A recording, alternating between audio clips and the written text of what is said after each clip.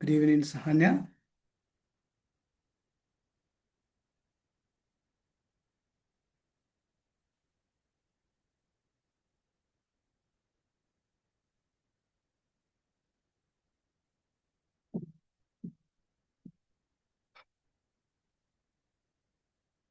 Good evening, and I'm waiting for a live student out there to go ahead with the lesson.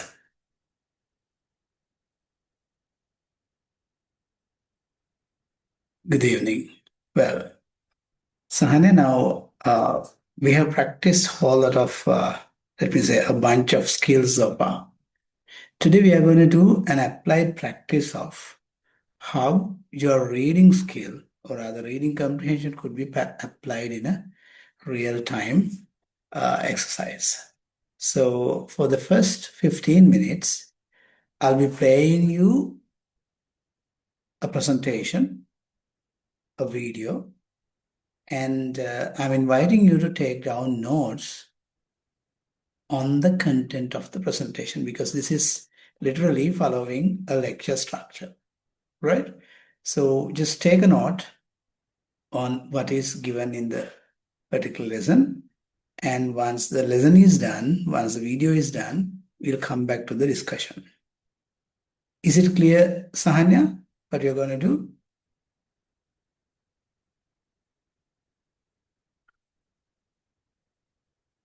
Okay. Now, with a pen and pencil and some papers next to you, you are now getting ready to view a video. And upon reading this, upon listening this, upon attending this particular video content, you're going to write down a note. And after the video, you're going to give me a short, brief, or summary of the content given in that 20 minutes video, right? I wish the challenge is clear. Give me a thumbs up so that I can start playing the video.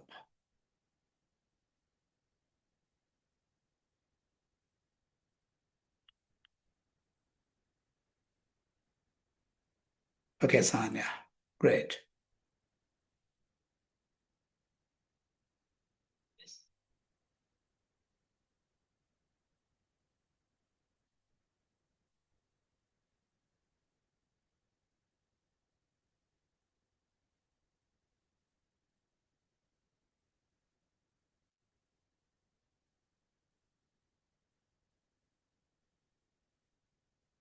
Hope you can see on screen video. Is it?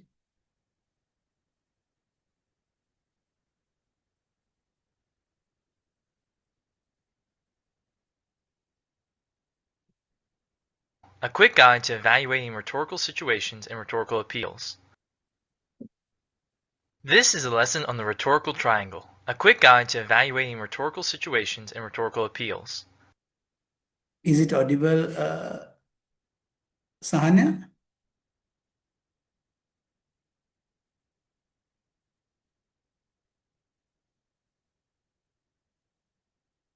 Okay. We'll go ahead and I'll take the video to the beginning.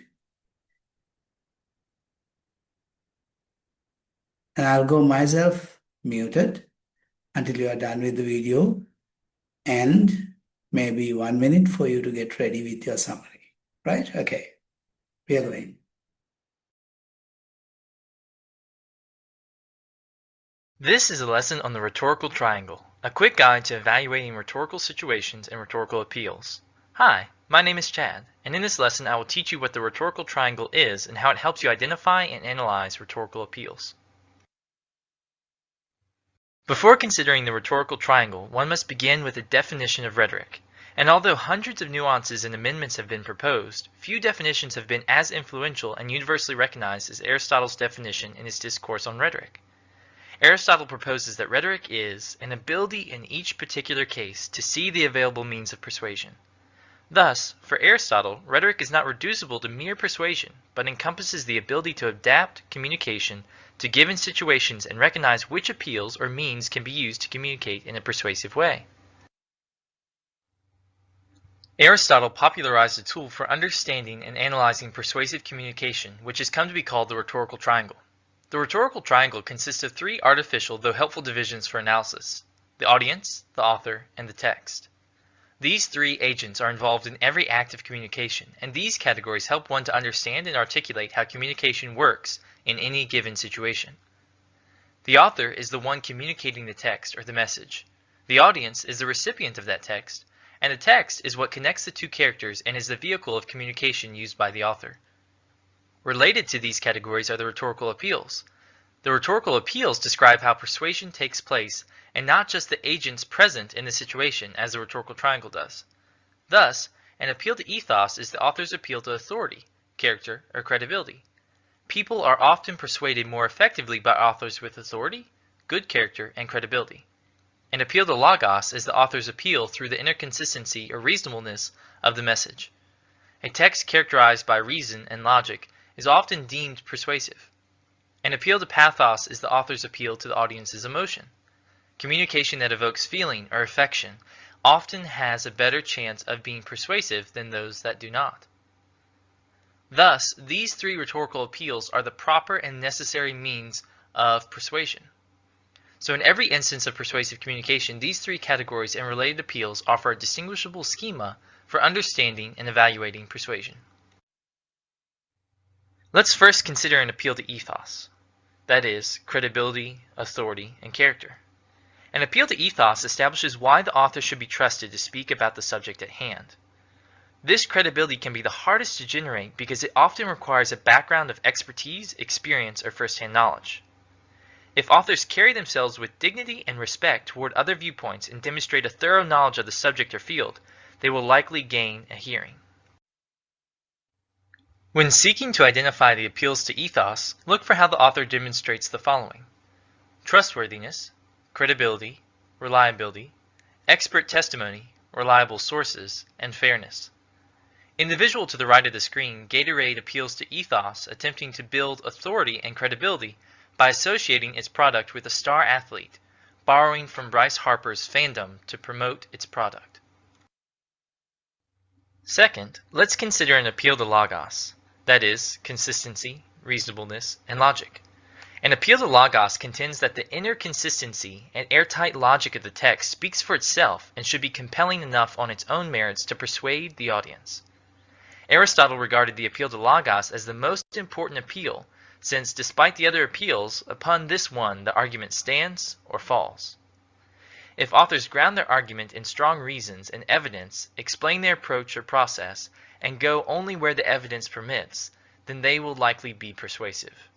An appeal to logos requires the audience to attend to the flow of the argument and to listen carefully to how the argument is developed or evidenced. When seeking to identify the appeals to logos, look for how the author includes the following: facts, case studies, statistics, experiments, logical reasoning, analogies, anecdotes, authority voices. In the visual to the right of the screen, this anti-smoking ad appeals to logos, attempting to rationalize their message through statistical evidence that develops a compelling case for abstaining from smoking. This visual also appeals to pathos with the visual, which is the third appeal we will consider. Third, let's consider an appeal to pathos, that is, emotions, affections, and empathy. An appeal to pathos seeks to make an emotional or affective connection with the audience, evoking a sense of commonality, antipathy, virtue, or conscience. This appeal is perhaps the easiest to employ and the easiest to spot. An appeal to pathos can easily be corrupted. Numerous advertisements manipulate the audience's sentimentalities about themselves or their quality of life. When seeking to identify the appeals to pathos, look for how the author includes the following: higher emotions, like belief in fairness, love, pity, etc., and lower emotions, like greed, lust, revenge, etc. In the visual to the right of the screen, this PETA ad appeals to pathos, attempting to evoke a visceral sense of horror and rage at the mistreatment of animals to slake the consumer's craving for luxury apparel. Although these three rhetorical appeals, ethos, pathos, and logos, are the proper and necessary means of communication, it is possible that these appeals could be wielded corruptly if a person chooses to degrade persuasion down to coercion or deception. Here is a brief list of some common fallacies pulled from our website. For a more comprehensive list of fallacies, visit our website where you can download a PDF handout entitled Recognizing 40 Fallacies. Ad hominem, attacking a person rather than his or her argument, literally, argument to the person. Moral equivalency, comparing a minor misdeed with a major atrocity to discredit a policy on moral grounds. Poisoning the well.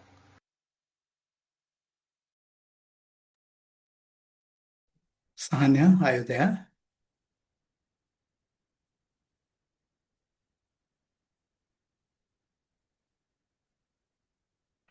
Well, we don't need to go further in this text, rather this video, any further, but up to now we have looked at three aspects: ethos, pathos, and logos, and some things.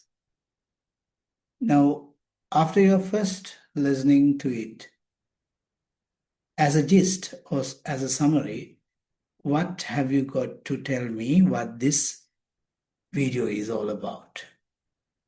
I want you to take a minute and simply put into words what you understood upon listening to this 6 minutes of the video. So this is part and parcel of your listening exercise, and we'll be taking you to the next level of understanding in the next couple of minutes. But for the time being, try and put what you understood in this lecture in couple of sentences. It's over to you. Take time and get ready.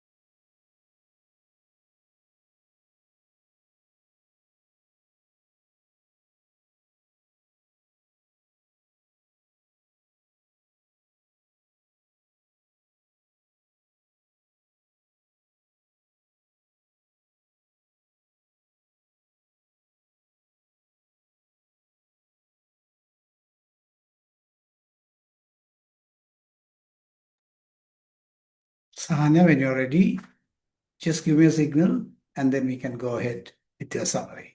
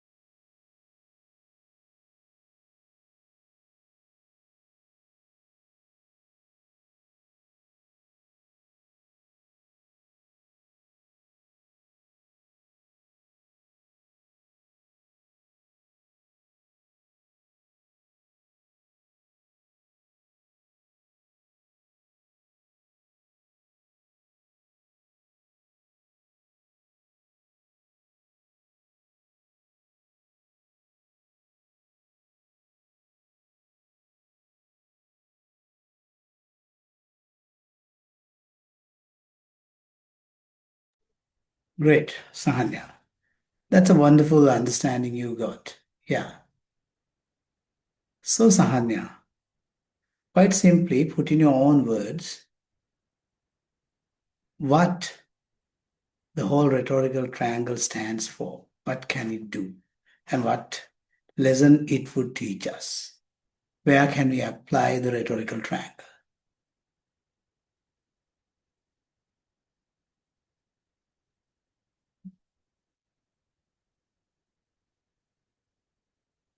I would love if you can speak, please.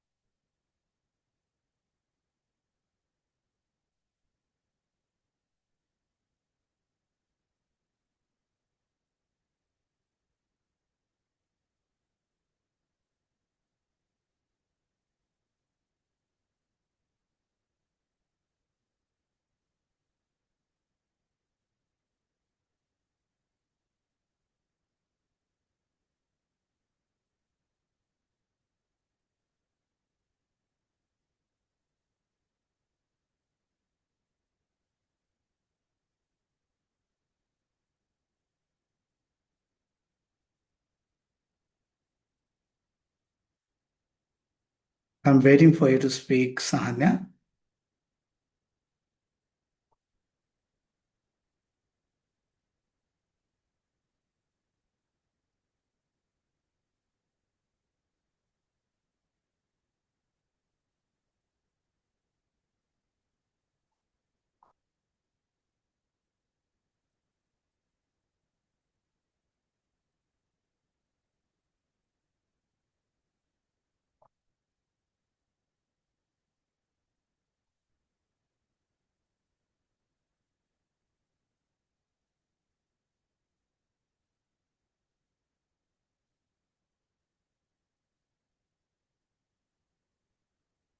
Sahanya, are you there?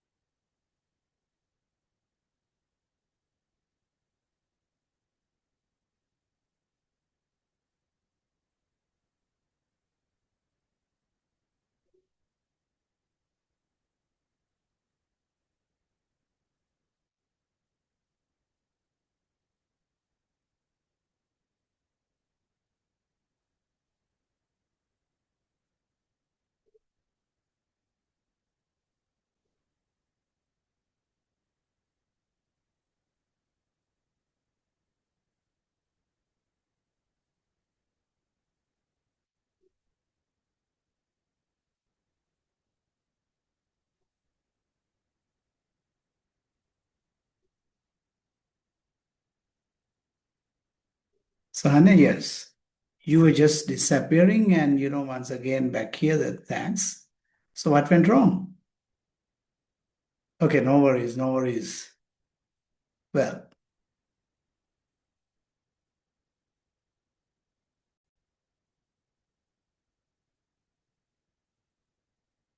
yeah, yeah, I could understand. Yeah, it's a technical error. Okay.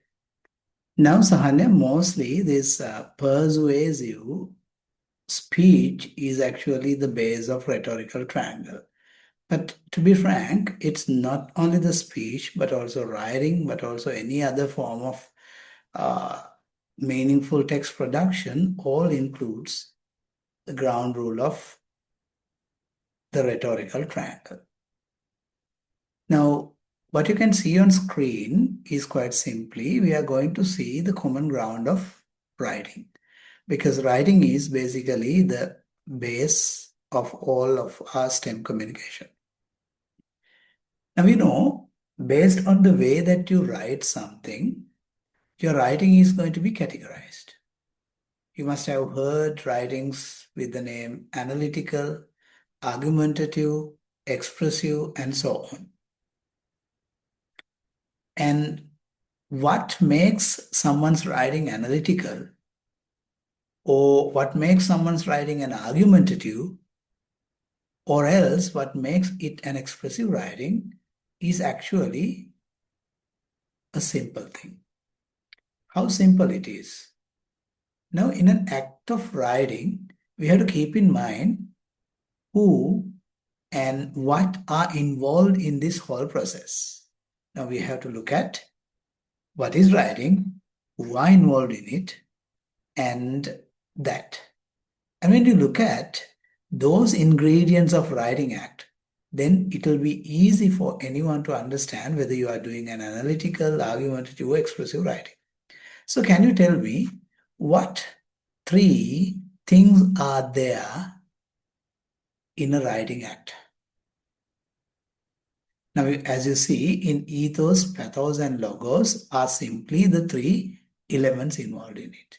Now, if you can see in this triangle, on top you see the writer, and on the left corner you see the subject, and on the right bottom corner you see the reader.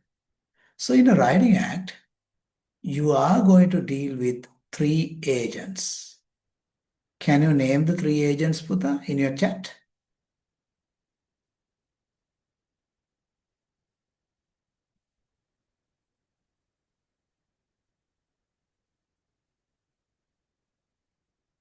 Yes, it is the writer, reader, and the subject.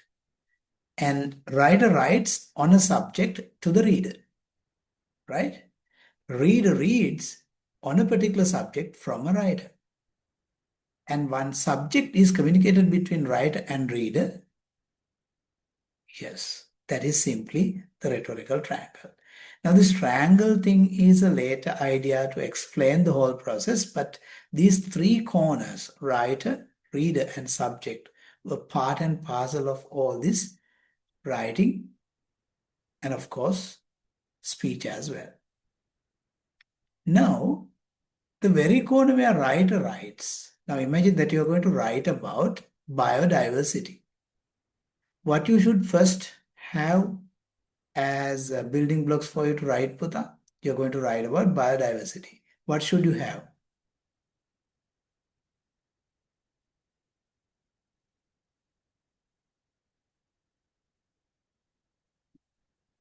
Your subject is clear, that is your topic, biodiversity.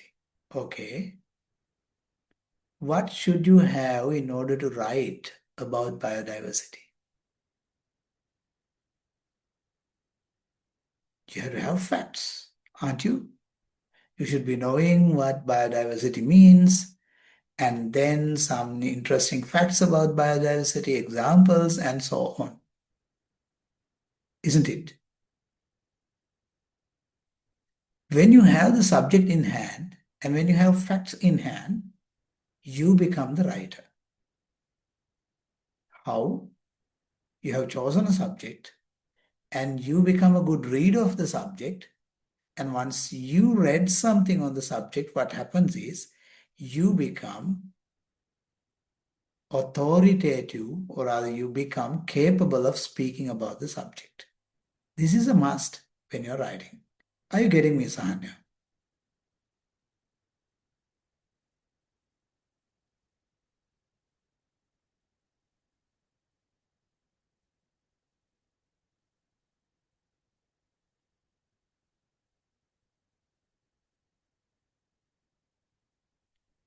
Sahanya, are you getting me?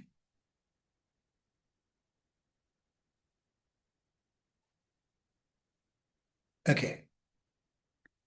Now, then we have, the more you read about the subject, the more you collect the facts about the subject, the two corners are becoming stronger. What are the two corners? The writer corner and the subject corner. But you have to keep in mind that you are going to project this data that you collect from reading, that you study from your research, you're going to project it to a reader. Now, reader is someone whom you do not see, you do not hear, you do not get any feedback like I'm teaching you, right? So I'm getting a random feedback when you text on, and you're very much reluctant to speak. Huh? Well, it's okay, but let's go ahead.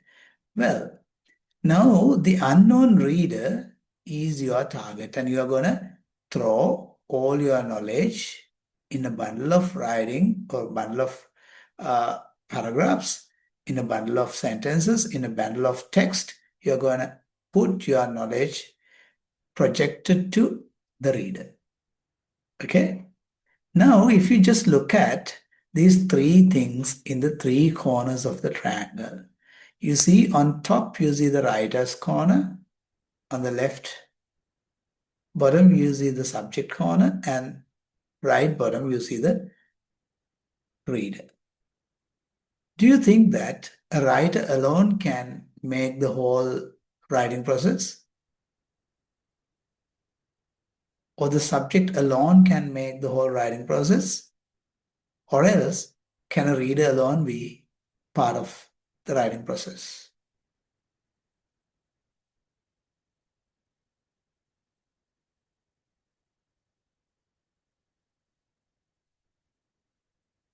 Can I get a response to that? Can any of the three agents be alone in any process? If it is to be a writing process, can anyone be?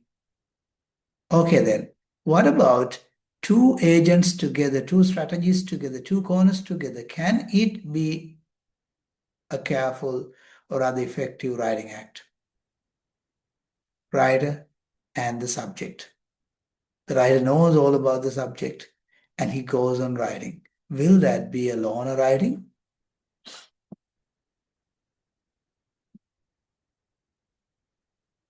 No. Then what do you think is the best point where you can consider something a writing? What makes something a writing? Put in simple words.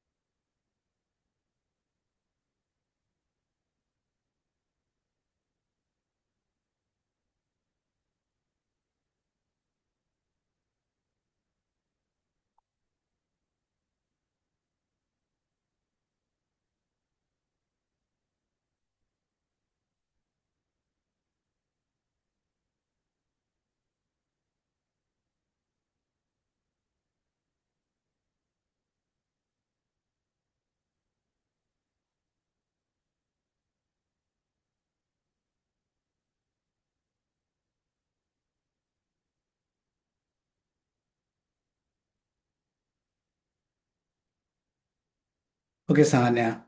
No worries. I know that there are technical difficulties coming in and you are disconnecting and connecting. Well, let me briefly clear this out. Now, in order to make something a perfect writing, there has to be all writer, reader, and subject in the embedding.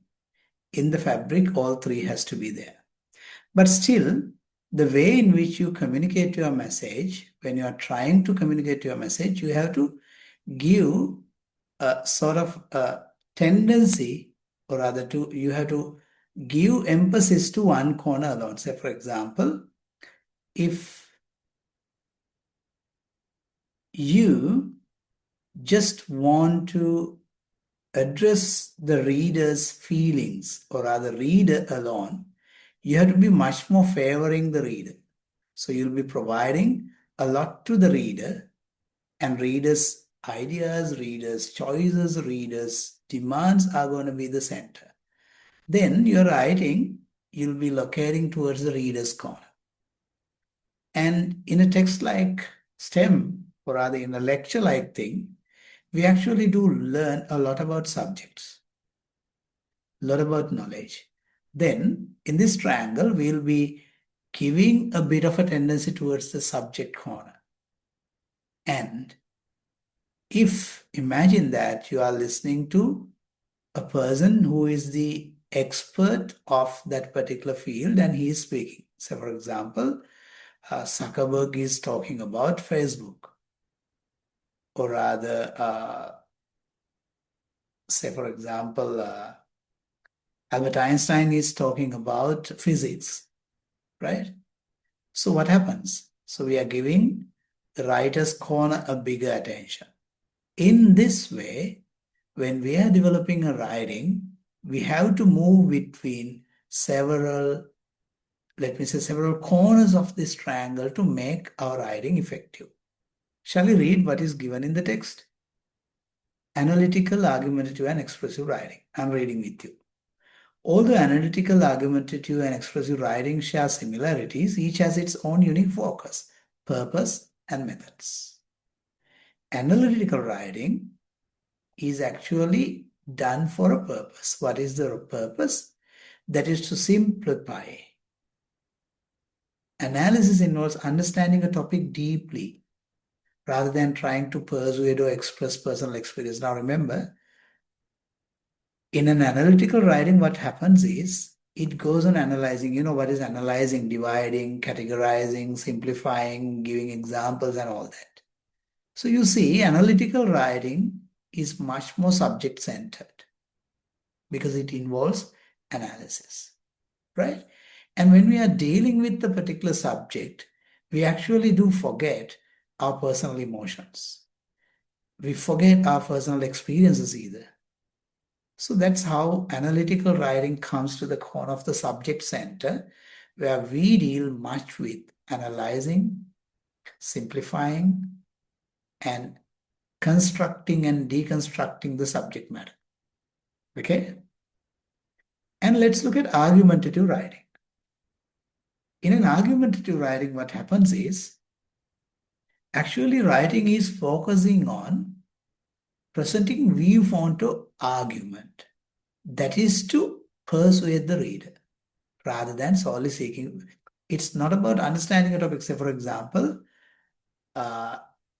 if our idea is to change the mindset of the reader to change one of his behaviors, say, for example, he is a drug addicted, and we are writing to change his mindset from drug addiction to free from addiction. Now, what matters most? What matters most for us is the writer or the subject or the reader's mindset. Certainly the reader's mindset. So that we'll be looking at reader's viewpoint. We forget the arguments, we forget anything else, but we persuade the reader. We'll ask, how much of the 24 hours time that you have to laugh? How often do you get a smile on your face? We are reaching to his emotions and we are trying to actually persuade him to do something, right? So when you are trying to do something persuasive, what happens? argumentative writing comes, we go on argumenting on what? We go on an argument, or rather, we convince the reader, yes, we are with you, we are for you, and we are doing it for you. So that is going to be argumentative writing. Then come to the expressive corner. Now imagine Elon Musk is going to teach you how to become rich, right? So do you like Elon Musk to talk about any Six Sigma theory? Or rather, do you like Elon Musk to talk about how you feel about being poor? No. Now, Elon Musk being a rich person, you are gonna get how he did it so that all his experience matters most. So expressive writing is basically writer-centered, and what writer feels, what writer is authoritatively telling is going to be the ideas given in expressive writing. Now understand, the three writing styles are different from what? From the corner in which the particular writing is lagging in this triangle. If it is very much analysis, subject matters, and deconstruction and construction, we know that it's about a subject, so it is subject-centered. We call it analytical writing. And if it is to persuade someone to do something, we are worrying much about the reader's mind, so it's going to be reader-centered, which is persuasive or argumentative writing. And if it is about a particular person who knows a lot about the particular subject or experience, and he is expressing all his feelings and knowledge, that is expressive writing. Did you get the three writing styles?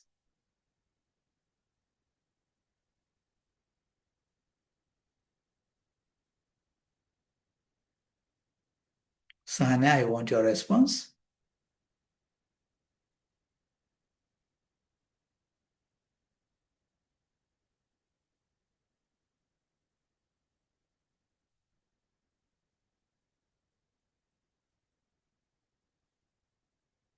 Sahana, Pute, give me a text response at least so that I know that you are catching me up.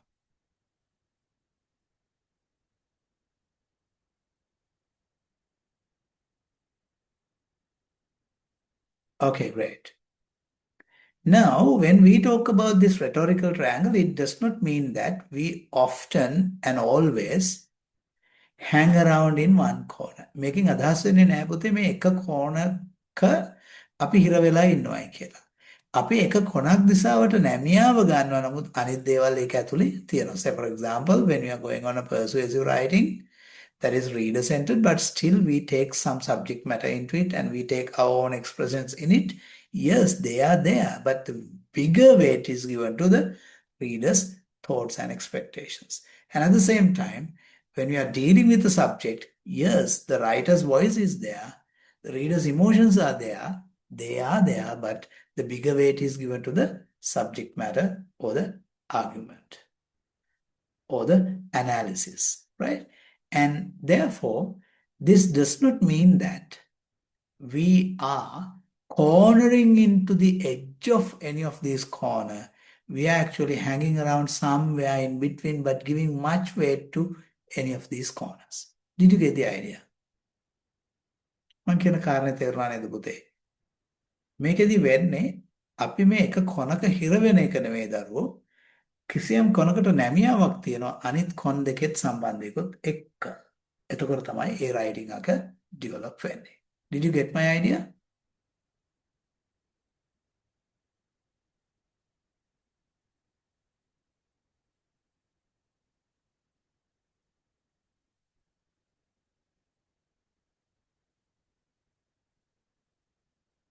Sahanya, if I invite you to name what is logos, what is pathos, and what is ethos in this triangle, what do you give to this writer's corner? Is it logos, ethos, or pathos? Give me a quick response.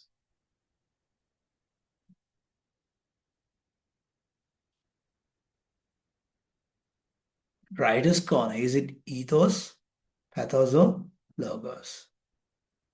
You made a wrong guess, but the pathos is all about what? Emotions, sentiments, and all that. That is to the corner of the reader because we are dealing with how the reader feels. Pathos is the reader corner. Okay, okay, okay. My question is still valid. You have to choose between ethos and logos. What is writer centered?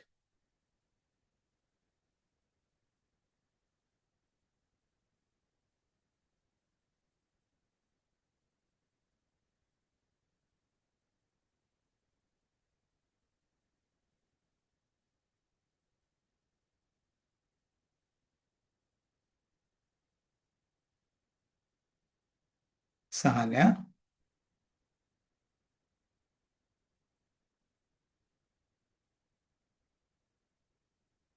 Yeah, my question is now when you're dealing with pathos, pathos means emotions, right?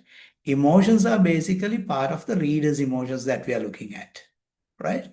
So in our writing, we give a big weight to reader's emotions. So if you talk about pathos, pathos is the corner of the reader, right?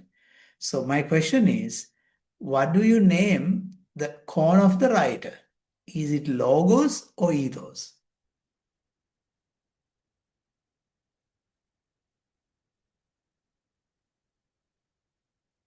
Okay, great. Then I don't need to ask what is the subject. Subject is all about the logic, logos, ethos, and pathos. Well, this was actually a theory invented in 520 BC. Can you imagine? 3,000 years ago, right? Well, forget about it. Now we are going to do a bit of an experiment. You're gonna read this writing A, okay? And after reading, you're going to tell me whether it is analytical, whether it is argumentative, or whether it is persuasive writing. Or rather, you would say whether this is logos, pathos, or ethos centered writing. Read writing A and tell me what writing it is, and not only what writing it is, but also you have to give me with examples why do you say so. So you have to prove scientifically why writing A is going to be ethos, pathos, or logos, or argumentative, expressive, or analytical. කෝකද කියලා කියන්න වට සාක්‍යයතු. Take 5 minutes and do it.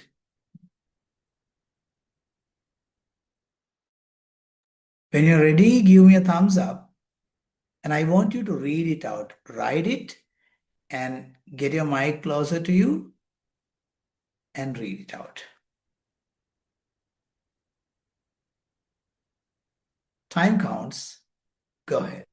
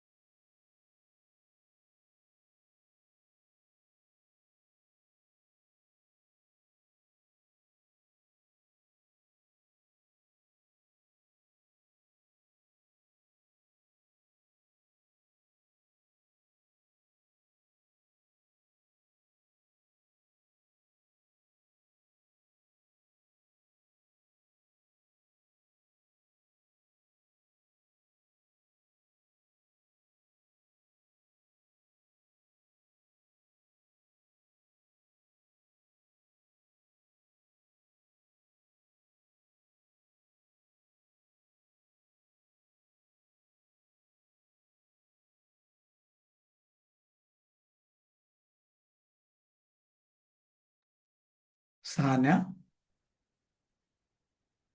shall we read the text? And then we can decide what it is.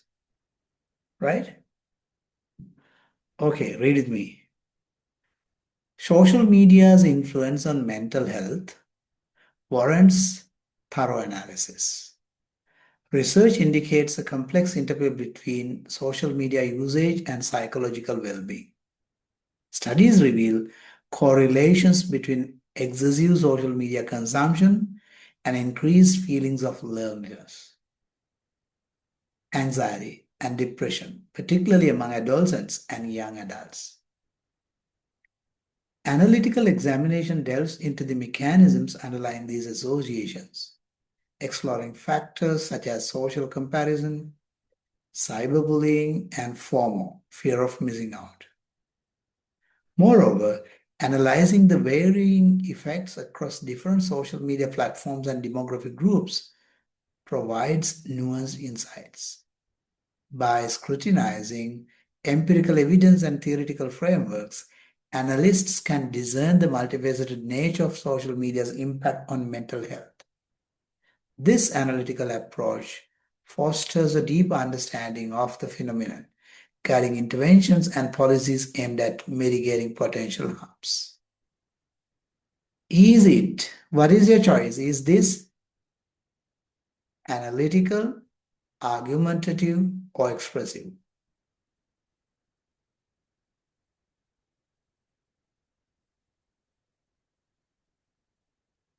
Analytical. Yes. If it is analytical, it is about the subject. And it's about the subject. Yes. Okay. Let's move on to the second. It is on the same topic, right? Can you take time to read it? And then we can go on to analyze it.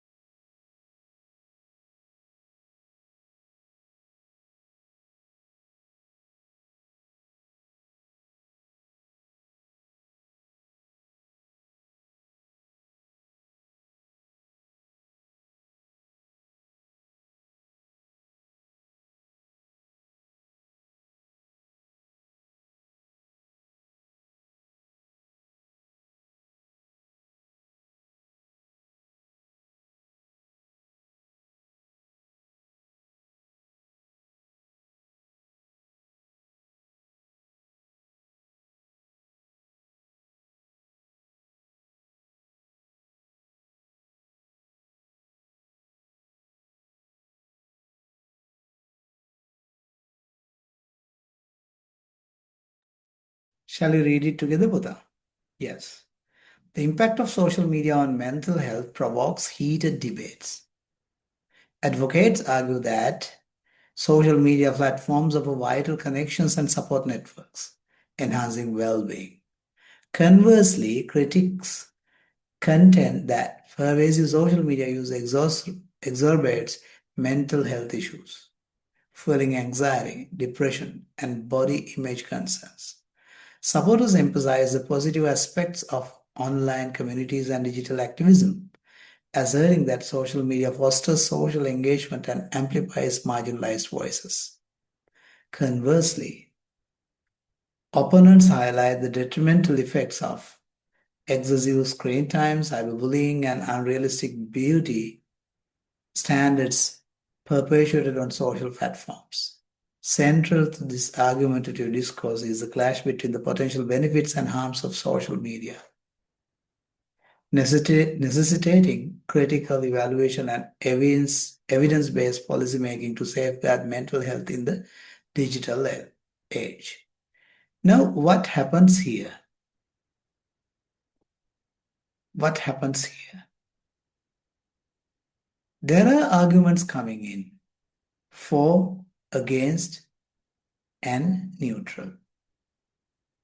Then this writing be? Is it analytical, argumentative, or expressive?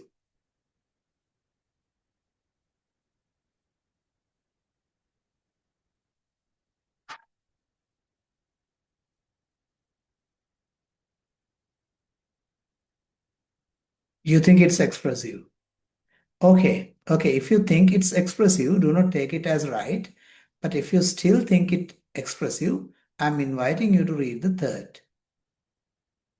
Okay, let's read this.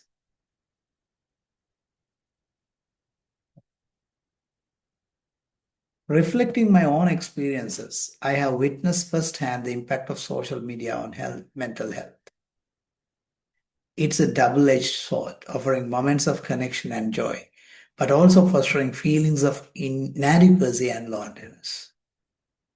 The constant scroll through curated feeds leaves me questioning my worth and comparing myself to unattainable standards. Yet, amidst the chaos, there are glimpses of authenticity and solidarity, as I find solace in shared experiences and supportive communities. However, navigating the virtual landscape often feels like tiptoeing through a minefield of triggers and temptations. It's a bittersweet dance between validation and vulnerability, with each like and comment carrying weight. As I reflect on the tangled web of emotions woven by social media, I am reminded of the importance of self care and digital boundaries in preserving my mental well being amidst the digital cacophony. Now, what happens here? The particular writer is reflecting to himself his own experience, and he evaluates things by internalizing the experience. Do you see? He expresses a lot about himself. So, if you are to choose between B and C, what is expressive and what is argumentative?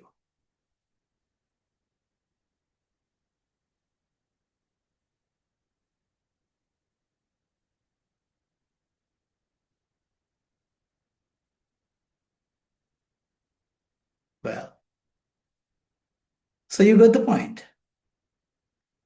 In an argumentative writing, what happens is there come several arguments for, against, neutral, and so on, right? If it is expressive writing, the writer takes everything into his own experience and express it. Got it? And in an analytical writing, you go dividing, categorizing, analyzing, constructing, and deconstructing the subject matter. Did you get the point?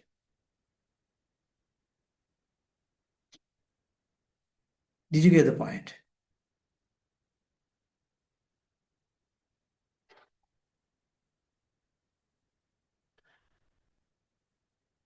තේරුණාද පුතේ කියපු කාරණේ?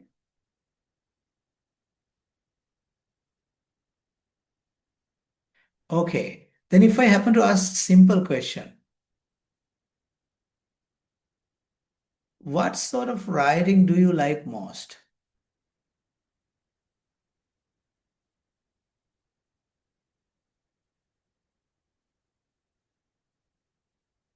Expressive, argumentative, or analytical? Which is your most preferred writing style?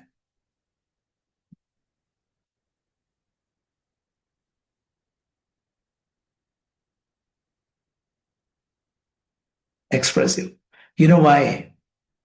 It's because you can be the author of every experience and you can interpret it in the easiest way possible. So expressive writing is okay as a favorite writing act, but when you're dealing with subject matters, say for example, you are dividing, you are writing an article about no, you just imagine that you are writing a lab report, right? Can it be expressive or argumentative, or should it be analytical? What is your point? When you're writing a lab report,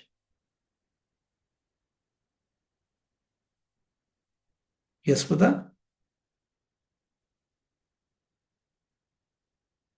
it has to be analytical. Imagine that you write about whether uh, democracy is good or bad. You are not arguing for good or bad, but you are just analyzing whether democracy is a good form of government. What style will you go?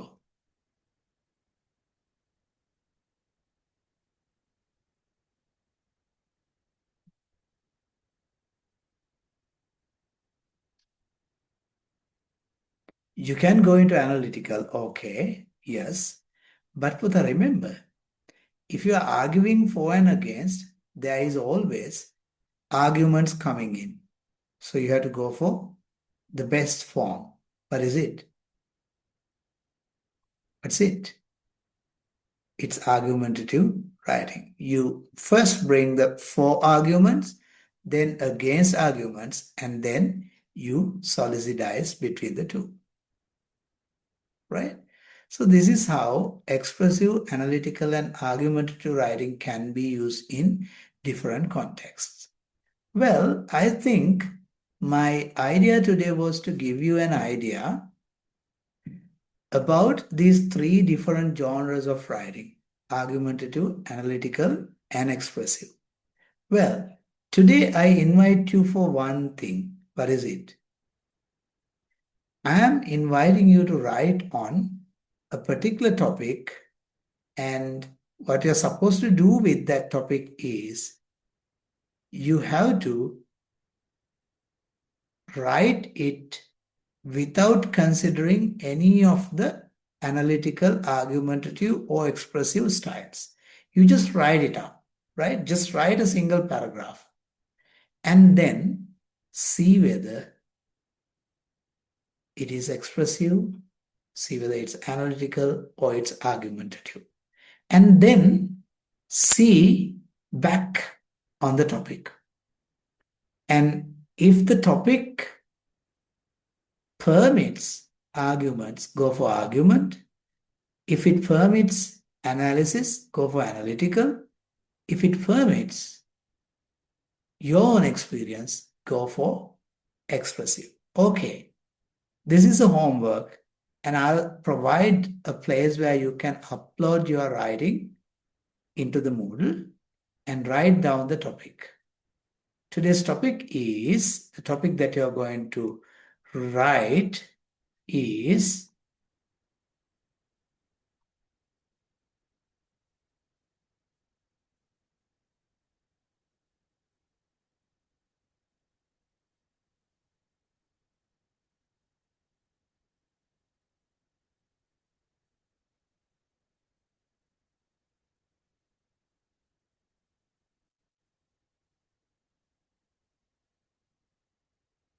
can you see what is your topic?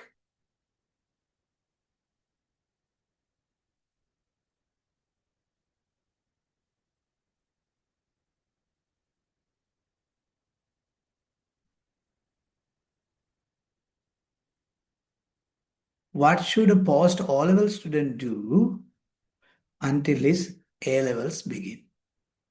So this is simple question, right? So Buddha, take this as the matter for the day. Start writing without thinking whether you are going to do it analytically, argumentatively, or expressively. Just write without thinking further. You just try to answer this question. And then, once you're done with your first paragraph, go back to the topic and see whether which style fits best. And then develop the essay based on that. Did you get the point? මං කියපු කාරණේ පැහැදිලිද පුතේ?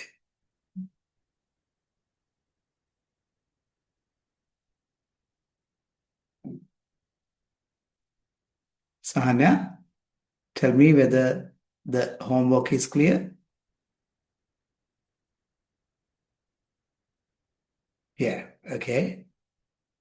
So what you're supposed to do, you are not going to think whether you are writing analytical, argumentative, or expressive writing. You are going to just answer this question. And you write your first paragraph. And when you write your first paragraph, you finish it and go back to the topic and see whether the way that you are developing your introductory paragraph is fitting to answer this question, or rather, do you need to move between any other genre and develop your writing? And I actually want 250 words essay on this particular topic. Is it clear, Buddha? 250 words essay on this title, on this topic here.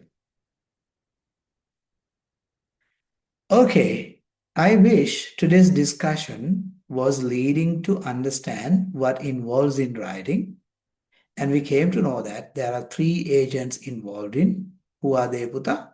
Can you quickly name the three agents in writing act? Yeah,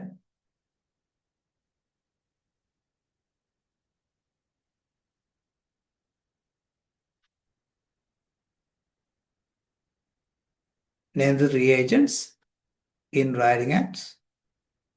Name them, three of them. The three corners of the triangle. Yep, reader, writer, and both of the reader and writer are human elements, but there is another element which is not human. What's it?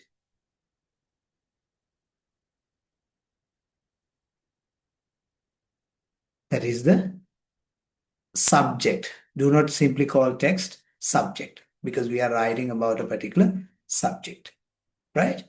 Okay, these three agents, reader, writer, and subject, are the three basic elements that we employ in writing act.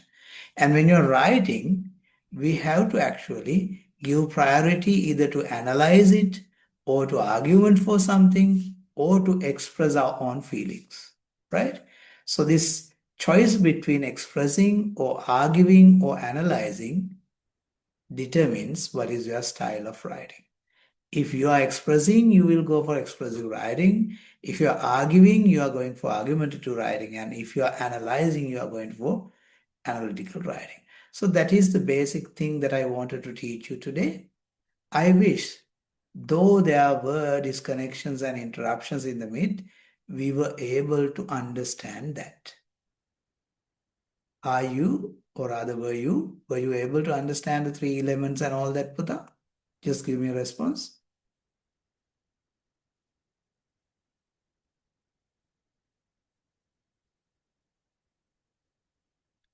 If you happen to understand these three elements, you are now actually capable of, while you are writing, you are capable of detecting which particular style should I follow in answering this question. When you come across the title, the essay, the question, or whatever you are given to write, and you analyze whether you are going to, you decide whether you are going to analyze it, whether you are going to argument for something or against, or whether you are going to express your own feelings. Did you understand that part, Buddha?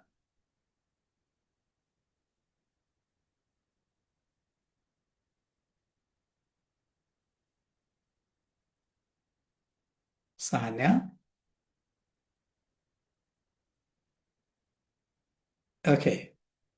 Hoping that you understood it, yes, you confirmed. Hoping that you understood it, I set you the homework. You're going to write what should a post O-level student do until his A-level right? Begins.